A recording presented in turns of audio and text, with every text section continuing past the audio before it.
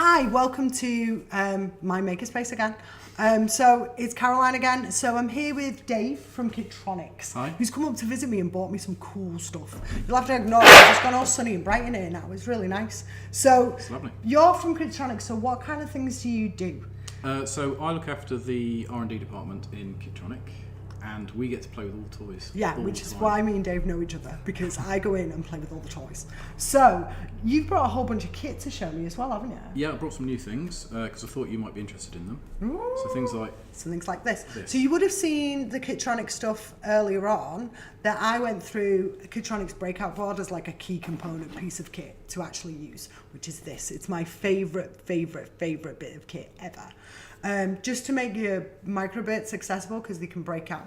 But Kitroniks do a whole bunch of other kit you can get and support, and they do loads of lesson plans you can go look at. idea builds, all that Yeah, kind of you do all kinds, don't you? So he's just brought this up today and check it out. So this is, let me just focus it in. It's a Kitroniks board for your microbit. And if you have a look, we'll have this moment where my camera's trying to autofocus in. And it's got all your pins, so you can just hook them straight out so you can use them for wearables. But look. Oh my God. It is based on the big A444A batteries. AA batteries. So I don't have to have this thing when I'm having to get batteries every 5 minutes. I can just use rechargeable ones. So this is awesome. And it's got an on-off switch. Yes. So you don't have to unplug it. Yeah. So there's if anybody's had that thing with their microbits where they're trying to unplug and replug and unplug and replug. Yeah, this has got a little on and off switch. So yeah, we've got some kind of bits and pieces. So he's brought some up so I could have a quick look. See, I liked this when we've seen each other. Yeah, I had that bet as my name badge. If you shake yeah, it, and you can... you probably can't see in the bright sunshine, you won't see it. Yeah, but I can guarantee you now... Oh, there we go. You probably can see it if I shake it just right. It's a really nice kind of LED display, but he had it as a badge. It was like, I actually really like that. It was really cool. So there's a whole bunch you could probably do with that, I think, in maths. Tell me, guys, you probably know better than this. So there's a whole bunch of basically kit that you can get from Kitroniks. They're not actually that expensive individually. No, our background's in solder together kits for D&T. So we came from the education side to start with, and we were well aware that schools don't like fancy boxes, which is why we put them in cheap boxes, because they're going to get thrown away. Yeah. And we save the money for actually making the bits good. So they've got kind of certain bits of kit are very, just snap on, which I really like that part because it makes it a lot less fiddly, especially if you're using lots of wires and things. Like brought together stuff like Yeah, this. so these are kind of little traffic lights ones. So for when you're doing those kind of traffic lights for computing, they're really, really nice. But they do make it nice and simple, so you can just stockpile the kit and then it's good. But I love how your motor controls and stuff snap together. Yep. They're really nice as well. So they do some really nice robots. So I've seen this one. Yeah. This one, I'm just dragging stuff out of Dave's box. So like this one's a really good starter robot kit. You've not got a little robot and you really want to start on robots, this is a really great one to get. I really like these because they've got the controller board and it's nice and easy to get going with. And they're really durable, these are. So, because they're built the laser cut pieces, so you can just slot them all together. So they're a good one kind of teaching robotics to start with. But basically, the guides that you put together, you do a really lovely with your basic microbit box. That does like a little guide of lessons with it, doesn't it? Yeah, the Inventor's Kit. Yeah. Yes, yeah. So that takes you through a whole load of build some circuits on a breadboard and code them and tell you exactly what the electronics is doing and why the code's doing what it's supposed to do.